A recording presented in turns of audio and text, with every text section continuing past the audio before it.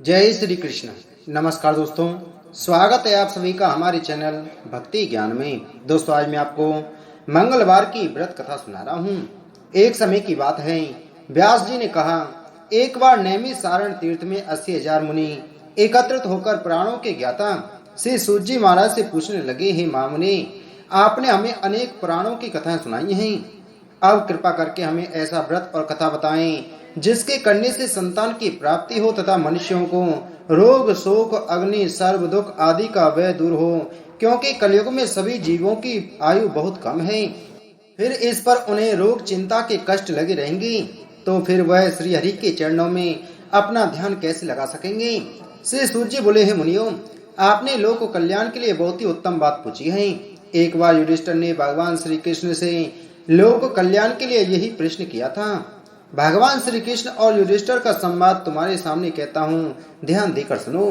एक समय पांडवों की सभा में श्री कृष्ण जी बैठे हुए थे। तब युधिष्ठिर ने भगवान श्री कृष्ण से प्रश्न किया, हे प्रभु नंद नंदन गोविंद, आपने मेरे लिए अनेकों कथाएं सुनाई हैं, आज आप कृपा करके ऐसा व्रत या कथा सुनाएं जिसके करने से मनुष्य को रोग चिंता का भय समाप्त हो और उसको पुत्र की प्राप्ति हो। हे प्रभु, बिना पुत्र के जीवन व्यर्थ है, पुत्र के बिना मनुष्य नरकगामी होता है, पुत्र के बिना मनुष्य पितृ ऋण से छुटकारा नहीं पा सकता और न ही उसका पुण्य नामक नरक से उद्धार हो सकता है। अतः पुत्रदायक व्रत बतलाइए। श्री कृष्ण भगवान बोले, हे राजन, मैं एक प्राचीन इतिहास सुनाता हूँ, आप उसे ध्यान पूर्वक सुनो। कुंडलपुर नामक एक नगर था, उसमें नंदा नामक एक ब्राह्मण रहता था। भगवान की कृपा से उसके पास सब कुछ था, फिर भी वह दुखी था। इसका कारण यह था कि ब्राह्मण की स्त्री सुनंदा के कोई संतान न थी। सुनंदा पतिव्रता थी, भक्ति पूर्वक श्री हनुमान जी की आराधना करती थी। मंगलवार के दिन व्रत करके अंत में भोजन बनाकर हनुमान जी को भोग लगाने के बाद स्वयं भोजन करती थी। एक बार मंगलवार के दिन ब्राह्मणी गृह कार्य की अधिकता के कारण हनुमान जी को भोग न लगा सकी, तो इस पर उसे बहुत दुख हुआ। उसने कुछ भी नहीं खाया और अपने मन में प्रण किया कि अब तो अगले मंगलवार को ही हनुमान जी का भोग लगाकर अन्न जल ग्रहण करूंगी। ब्राह्मणी सुनंदा प्रतिदिन भोजन बनाती, श्रद्धा पूर्वक पति को खिलाती, परंतु स्वयं भोजन नहीं करती और मन ही मन श्री हनुमान जी की आराधना करती थी। इसी प्रकार 6 दिन गुजर गई और ब्राह्मणी सुनंदा अपने निश्चय के अनुसार भूखी प्यासी निराहार रही। अगले मंगलवार को ब्राह्मणी सुनंदा प्रातः काल ही बेहोश होकर गिर पड़ी। ब्राह्मणी सुनंदा की इस असीम भक्ति के प्रभाव से श्री हनुमान जी बहुत प्रसन्न हुए और प्रकट होकर बोले, हे सुनंदा, मैं तेरी भक्ति से बहुत प्रसन्न हूँ, तू उठ और वर मांग। सुनंदा अपने आराध्य देव श्री हनुमान जी को देखकर आनंद की अधिकता से विवल होकर श्री हनुमान जी के चरणों में गिरकर बोली, हे प्रभु, मेरी कोई संतान नहीं है, कृपा करके मुझे संतान प्राप्ति का आशीर्वाद दें, आपकी अति कृपा होगी। श्री महावीर जी बोले, तेरी इच्छा पूर्ण होगी, तेरी एक कन्या पैदा होगी, उसके अष्टांग प्रतिदिन सोना दिया करेंगे। इस प्रकार कहकर श्री महावीर जी अंतर्धान हो गए। ब्राह्मणी सुनंदा बहुत हर्षित हुई और सभी समाचार अपने पति से कहा।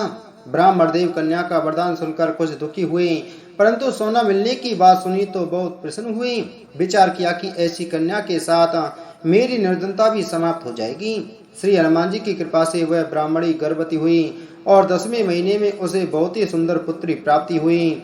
यह बच्ची अपने पिता के घर में ठीक उसी तरह से बढ़ने लगी जिस प्रकार शुक्ल पक्ष का चंद्रमा बढ़ता है।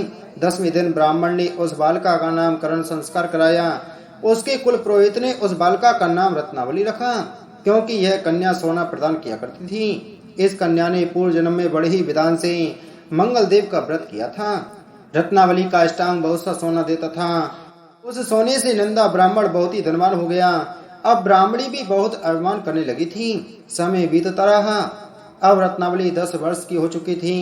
एक दिन जब नंदा ब्राह्मण प्रसन्नचित्त था, तब सुनंदा ने अपने पति से कहा, मेरी पुत्री रत्नावली विवाह के योग्य हो गई है, अतः आप कोई सुंदर तथा योग्य वर देखकर इसका विवाह कर दें।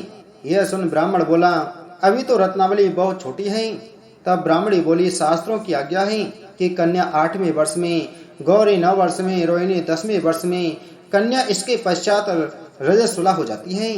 गौरी के दान से पाताल लोक की प्राप्ति होती है, रोहिणी के दान से बैकुंठ लोक की प्राप्ति होती है, कन्या के दान से इंद्रलोक में सुखों की प्राप्ति होती है।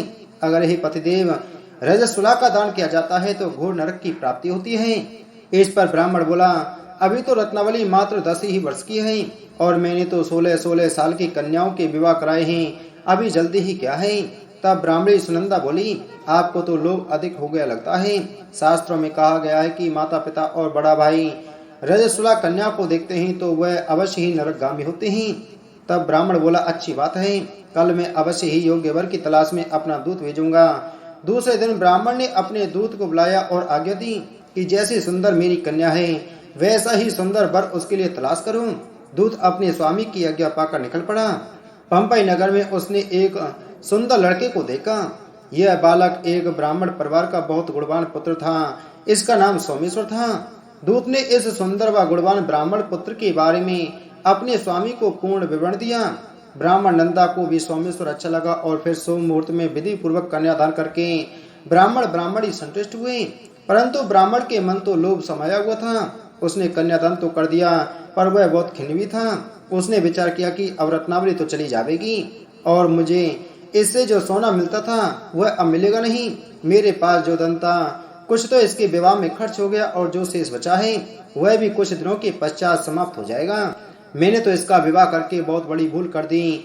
अब कोई ऐसा उपाय हो कि रत्नावली मेरे घर में ही बनी रहे, अपनी ससुराल न जावे। लोभ रूपी राक्षस ब्राह्मण के मस्तक पर छाता जा रहा था। रात भर अपनी सैया पर बेचैनी से करवटें बदलते बदलते उसने एक बहुत ही क्रूर निर्णय लिया। उसने विचार किया कि जब रत्नावली को लेकर उसका पति सोमेश्वर अपने घर के लिए जावेगा तो वह मार्ग में छिपकर सोमेश्वर का वध कर देगा और अपनी लड़की को अपने घर ले आवेगा, जिससे नियमित रूप से उसे सोना भी मिलता रहेगा और समाज का कोई मनुष्य उसे दोष भी नहीं दे सकेगा। प्रातः काल हुआ तो नंदा और सुनंदा ने अपने जमाई तथा लड़की को बहुत सारा धन देकर विदा किया। सोमेश्वर अपनी पत्नी रत्नावली को लेकर ससुराल से अपने घर की तरफ चल दिया। ब्राह्मण नंदा महालोक के वशभूत तो अपनी मति खो चुका था। पाप पुण्य का उसे कुछ विचार न रहा था। अपने भयानक व क्रूर निर्णय को पार कार्य रूप देने के लिए उसने अपने दूत को मार्ग में अपने जमाई का वध करने के लिए भेज दिया था, ताकि रत्नावली से प्राप्त होने वाला सोना उसे हमेशा मिलता रहे और वो कभी निर्धन न हो।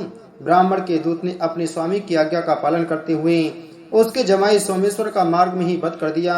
समाचार प्राप्त कर ब्राह्मण नंदा मार्ग में पहुंचा और रुदन करती अपनी पुत्री रत्नावली से बोला, ही पुत्री, मार्ग में लुटेरों ने तेरे पति का वध कर दिया है। भगवान की इच्छा के आगे किसी का कोई वश नहीं चलता है। अब तू घर चल, वहां पर ही रहकर शेष जीवन व्यतीत करना। जो भाग्य में लिखा है वही होगा। अपने पति की अकाल मृत्यु से रत्नावली बहुत दुखी हुई।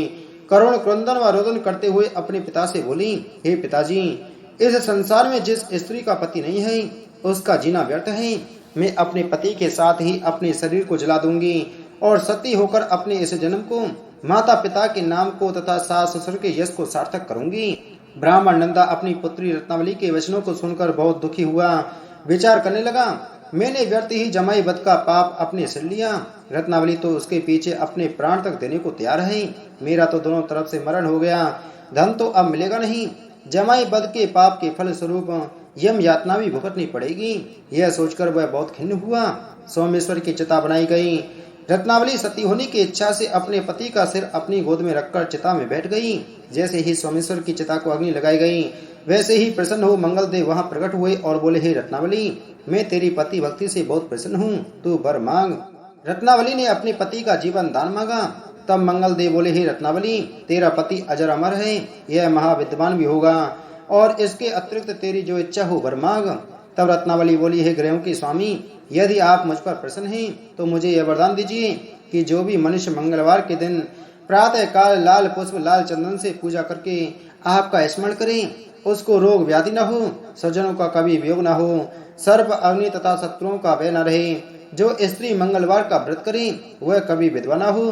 मंगल देव तथास्तु कहकर अंतर ध्यान हो गई। सोमेश्वर मंगल देव की कृपा से जीवित उठा। रत्नावली अपने पति को पुनः प्राप्त कर बहुत प्रसन्न हुई और मंगल देव का व्रत प्रत्येक मंगलवार को करके व्रतराज और मंगल देव की कृपा से इस लोक में सुख ऐश्वर्य को भोगते हुए अंत में अपने पति के साथ स्वर्ग लोक को चली गई। बोलो मंगल देव भगवान की जय। बोलो बजरंग बली की जय।